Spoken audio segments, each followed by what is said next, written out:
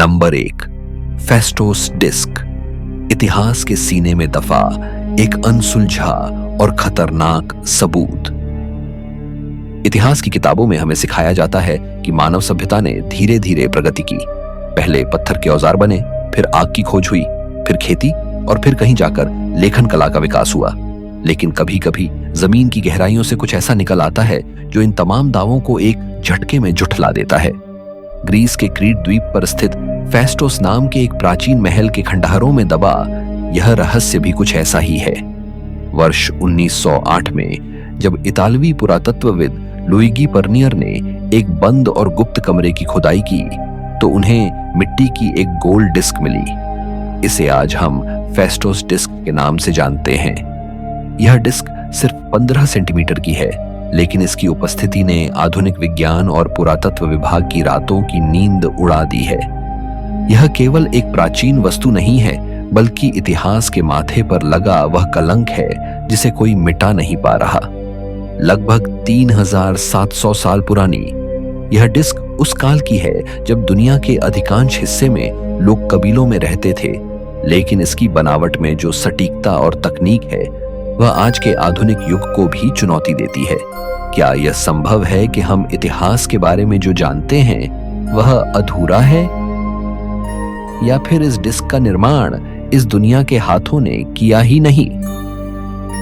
फेस्टोस disc की सबसे विचलित करने वाली बात इसकी निर्माण प्रक्रिया है।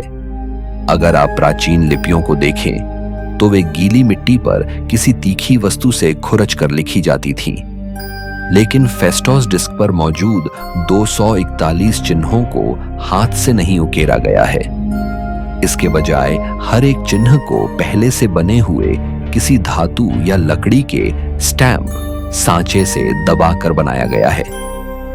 यह तकनीक आज की मूवेबल टाइप प्रिंटिंग जैसी है, जिसे जोहान्स गुटेनबर्ग ने 15वीं शताब्दी में विकसित किया था।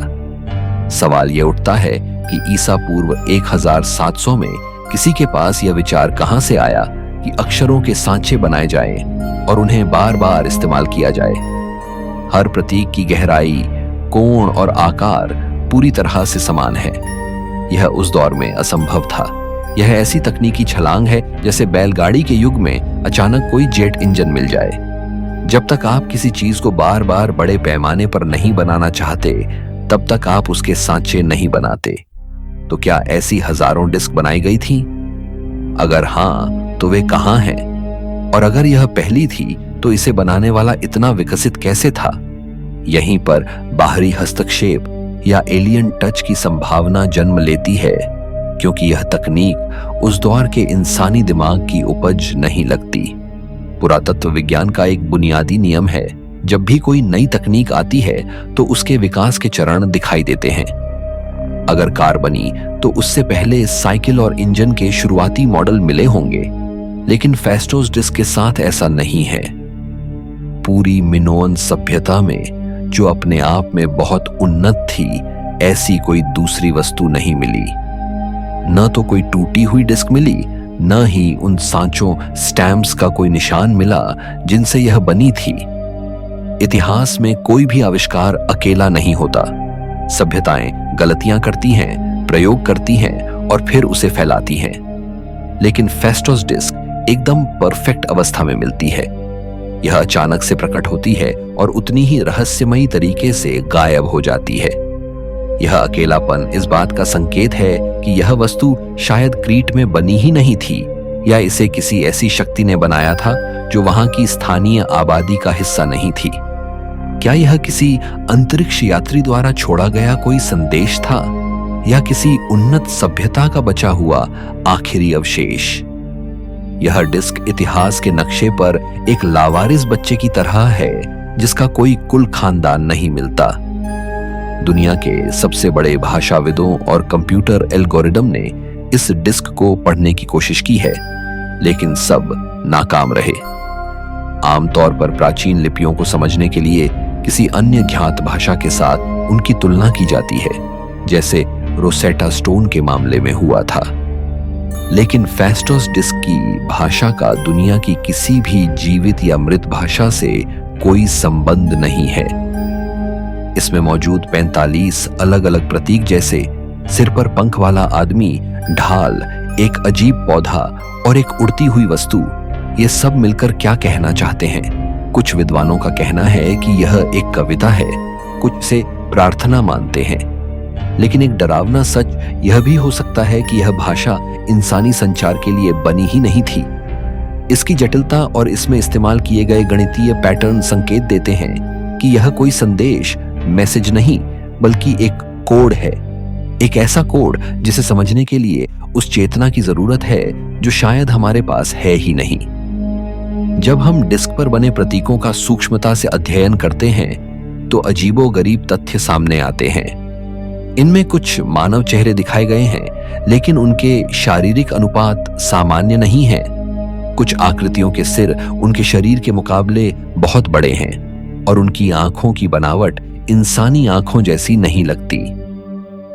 इतिहासकार अक्सर इसे कलात्मक शैली कहकर टाल देते हैं, लेकिन अगर आप उसी समय की अन्य मिनोअन मूर्तियों को देखें तो वे इंसानी शरीर को बहुत बारीकी और सटीकता से दर्शाते थे। फिर डिस्क बनाने वाले ने इन आकृतियों को इतना विकृत क्यों बनाया? क्या वह वही देख रहा था जो उस समय के अन्य लोग नहीं देख पा रहे थे? क्या ये आकृतियां उन आगंतुकों की थीं जिन्होंने इस डिस्क को बनाने का ज्ञान दिया था? यह अंतर इतना स्पष्ट है कि इसे नजरअंदाज करना मुश्किल है। प्राचीन काल में कोई भी चीज बिना कारण के नहीं बनाई जाती थी। अगर पत्थर पर कुछ लिखा गया तो वह या तो किसी राजा की जीत की कहानी होती थी या व्यापार का हिसाब किताब। लेकिन फेस्टोस डिस्क इन दोनों में से कुछ भी नहीं है। इसमें कोई संख्या नहीं है, इसलिए यह व्यापारिक रिकॉर्ड नहीं हो सकता। इसमें किसी राजा का नाम या सेना का जिक्र नहीं है, इसलिए यह शाही घोषणा नहीं हो सकती। यह डिस्क अपने आप में एक पहेली है जिसे किसी विशेष उद्देश्य के लिए लॉक किया गया है। कुछ शोधकर्ताओं का मानना है कि यह डिस्क कोई भौतिक संदेश नहीं, बल्कि एक डिवाइस, यंत्र का हिस्सा हो सकती है। क्या यह किसी बड़े यंत्र की चाबी थी, या फिर यह समय और अंतरिक्ष के बीच संचार करने का कोई माध्यम था?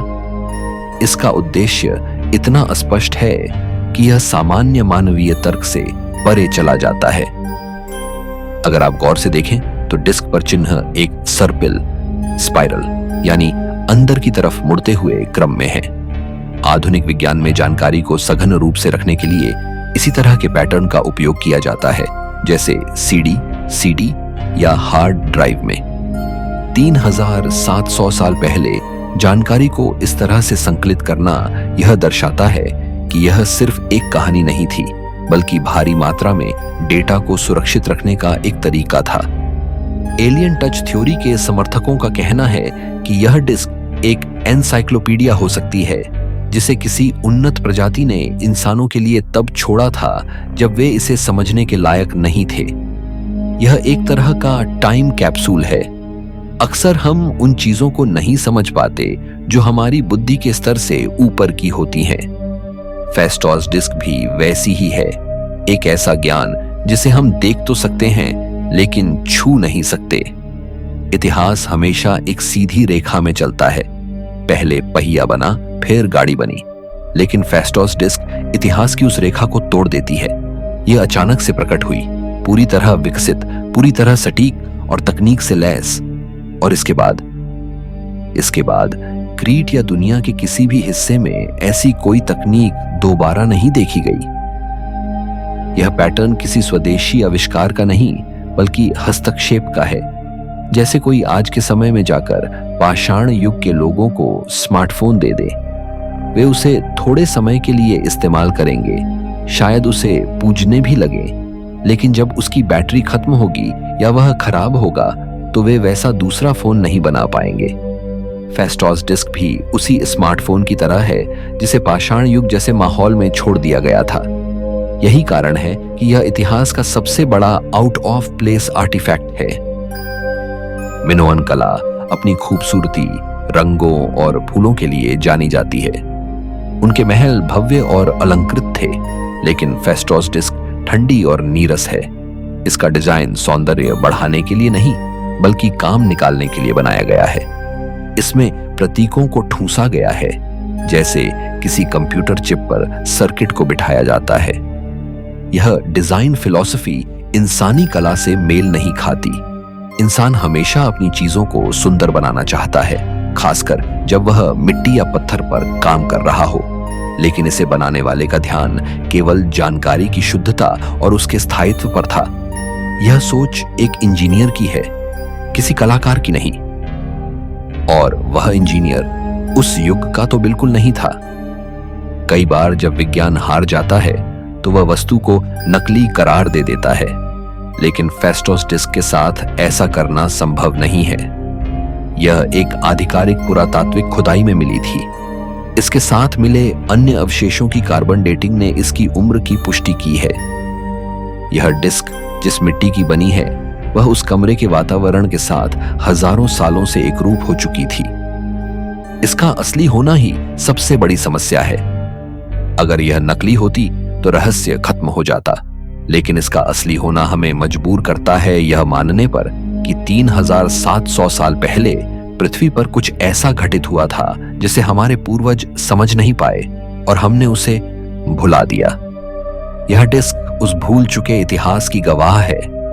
अंततः फेस्टोस डिस्क हमसे एक कड़वा सवाल पूछती है, क्या हम वाकई अपने अतीत के मालिक हैं? हम गर्व करते हैं कि हमने अंतरिक्ष को जीत लिया है और परमाणु ऊर्जा हासिल कर ली है, लेकिन हमारे पैरों के नीचे दबी एक छोटी सी मिट्टी की डिस्क ने हमारे पूरे अहंकार को चूर चूर कर दिया है।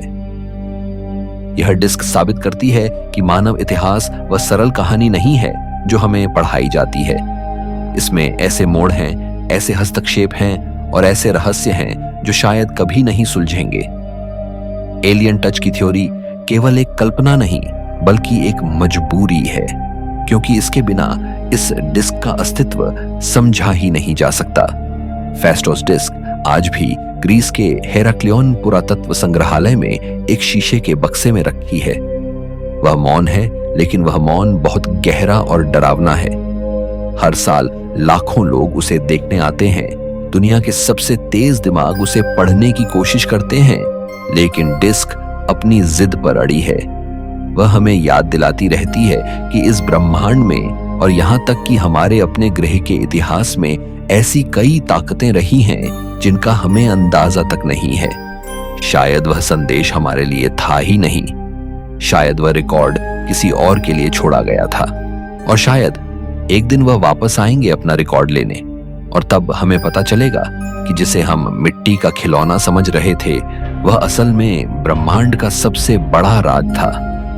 तब तक फेस्टोस डिस्क इतिहास के सीने पर एक अनसुलझा घाव बनी रहेगी। Number 2, Baghdad battery.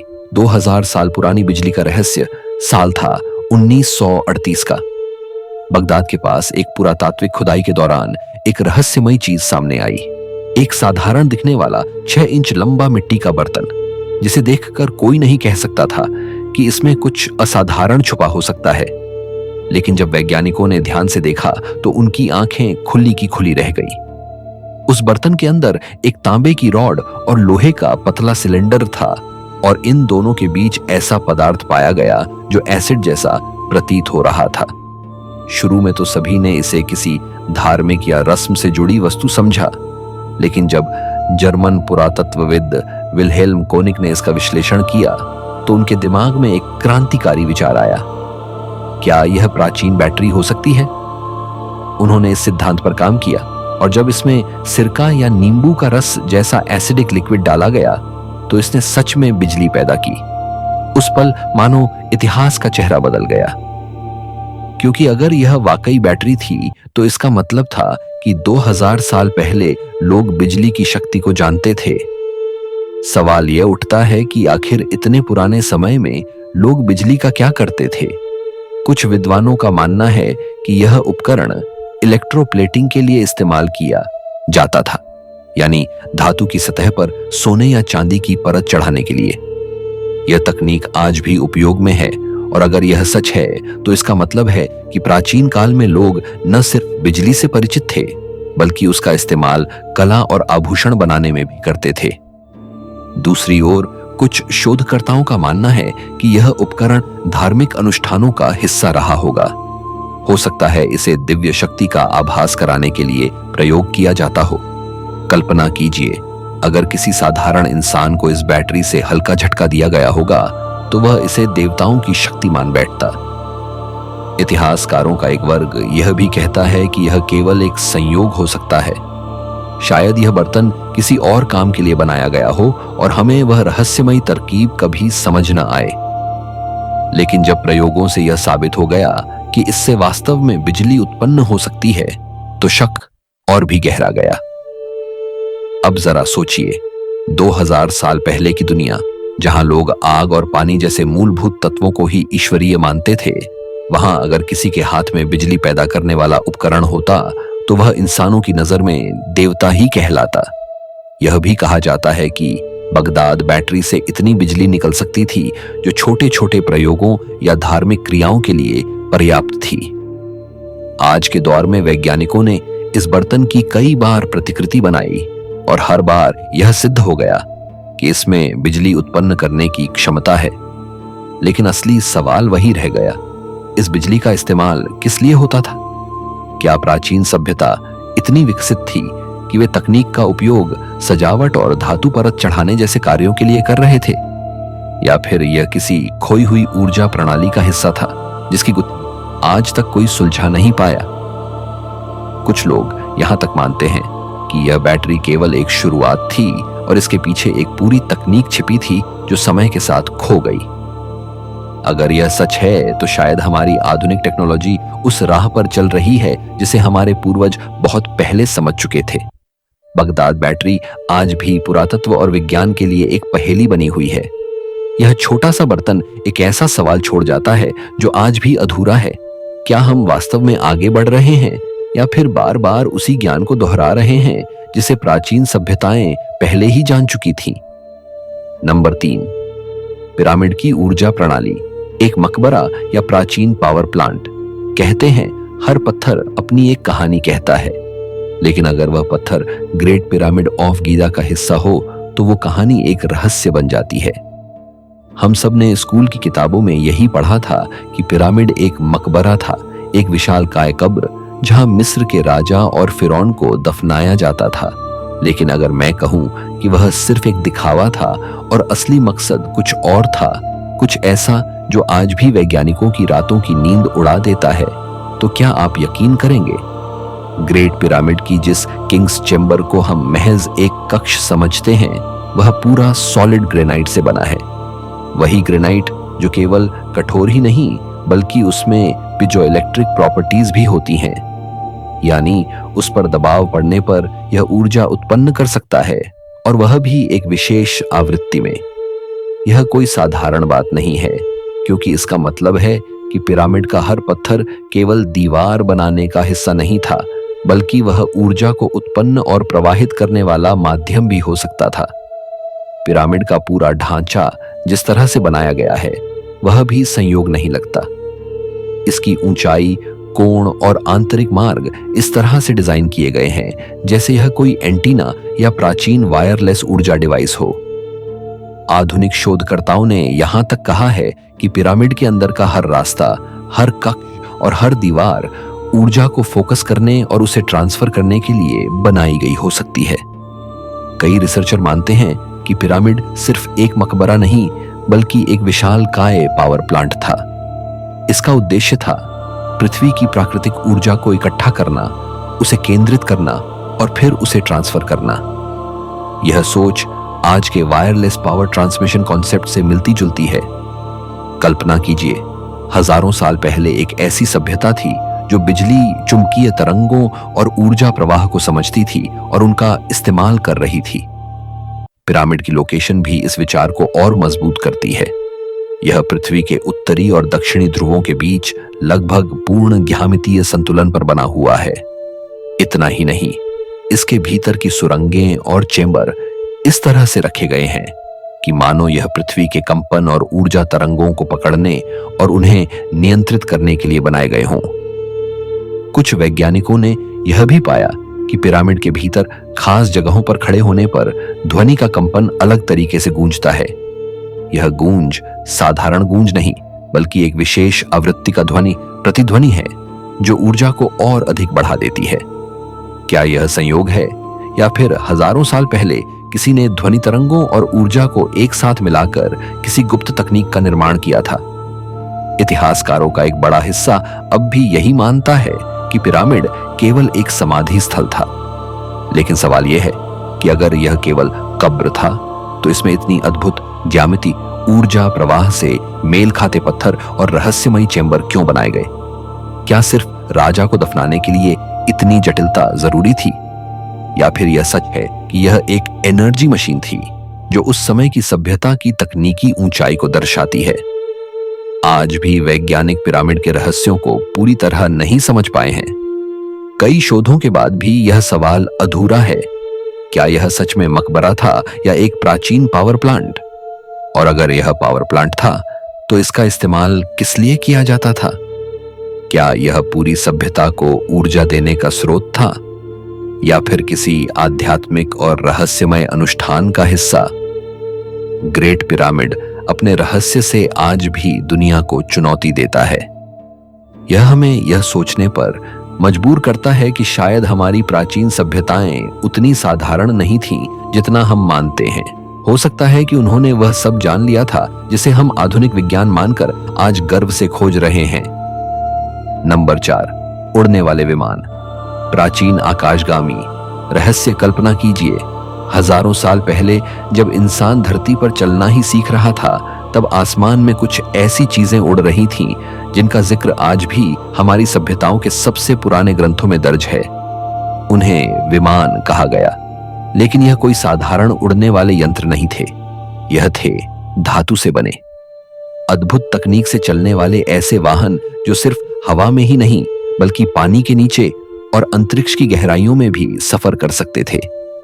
Ramayan, Mahabharat और विशेष रूप से संस्कृत ग्रंथ विमानिका शास्त्र में इन विमानों के डिटेल्ड डिजाइन, निर्माण प्रक्रिया और संचालन तक की जानकारी दी गई है।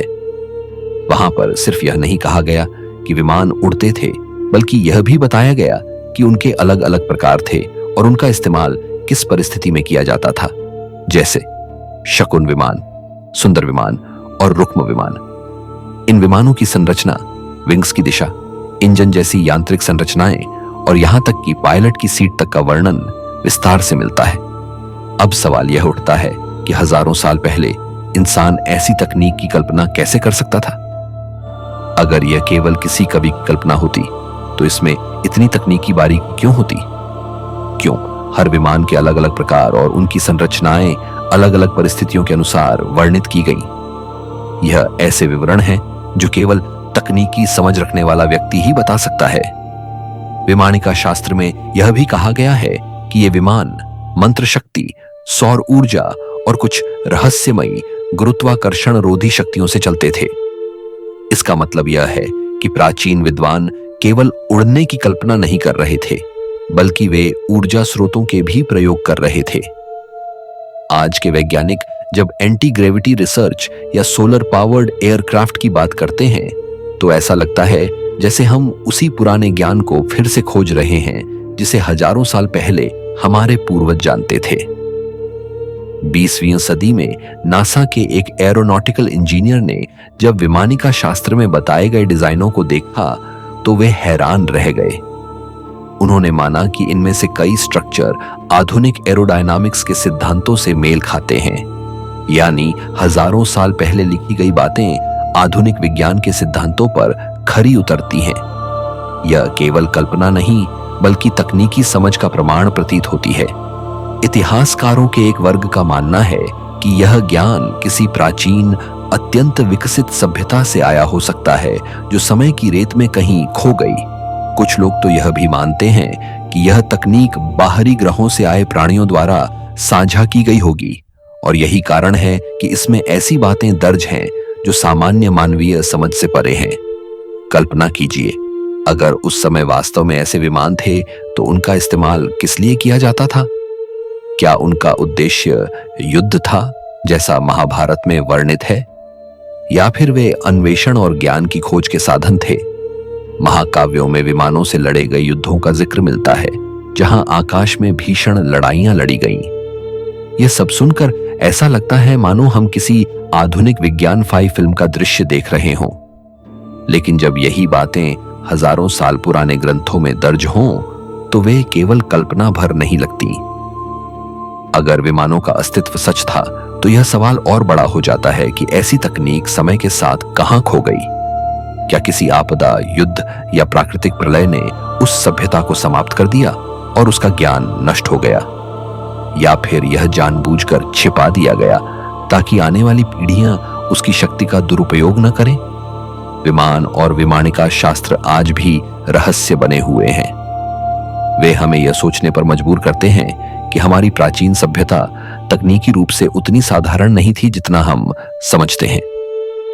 हो सकता है कि वे वास्तव में आकाश में उड़ने और अंतरिक्ष तक पहुंचने की तकनीक जानते थे, और अगर ऐसा है तो यह निश्चित है कि हम आज भी उन्हीं पगचिह्नों पर चल रहे हैं जिन्हें हमारे पूर्वज हजारों साल पहले छोड़ गए थे। नंबर 5, धौलावीरा का जल प्रबंधन सिस्टम। रेगिस्तान के बीच पानी का चमत्कार, तपती हुई धरती, चारों तरफ बेजान रेत और उसी के बीच छिपा है हजारों साल पुराना रहस्य।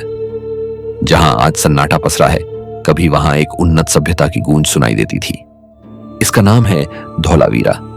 यह सिर्फ एक प्राचीन शहर नहीं था, बल्कि सिंधु घाटी सभ्यता का ऐसा गढ़ था जिसने जल प्रबंधन की ऐसी तकनीक विकसित की थी जो आज की आधुनिक दुनिया को भी चौंका देती है।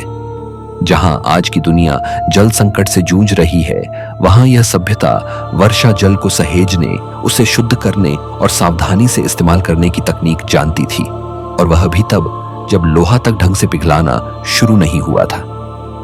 धौलावीरा के लोग पानी की हर बूंद की कीमत समझते थे। जब बादल बरसते तो शहर का पूरा ढांचा इस तरह से डिजाइन किया गया था कि पानी बर्बाद न हो।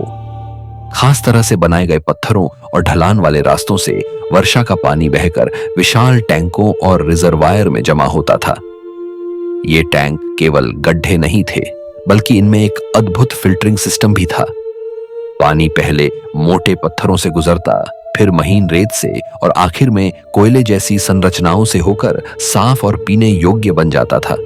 इतना ही नहीं, इस सिस्टम में ओवरफ्लो चैनल भी बनाए गए थे। जब टैंक भर जाते तो अतिरिक्त पानी दूसरे टैंकों में मोड़ा जाता। यह पानी खेती के काम आता या नागरिकों की दैनिक जरूरतों के लिए इस्तेमाल किया जाता, यानी हर बूंद का सही इस्तेमाल सुनिश्चित किया जाता था। यह सब उस समय हो रहा था जब दुनिया के बाकी हिस्सों में लोग केवल नदियों और झरनों पर निर्भर थे। धौलावीरा की यह जल प्रबंधन प्रणाली बताती है कि वहां के लोग केवल वर्तमान की जरूरतें नहीं देखते थे, बल्कि भविष्य को भी ध्यान में रखते थे। रेगिस्तान जैसी जगह पर जहां पानी का मिलना मुश्किल था, वहां पर उन्होंने पूरे शहर को इस तरह से बसाया कि कभी पानी की कमी ना हो। शहर के घर, किले और रास्ते सभी इस जल संरचना से जुड़े हुए थे, मानो पूरा नगर एक ही जल नेटवर्क पर टिका हो।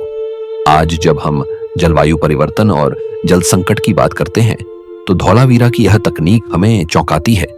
यह सोचने पर मजबूर करती है कि हजारों साल पहले लोग पर्यावरण के साथ कितना संतुलन बनाकर जीते थे।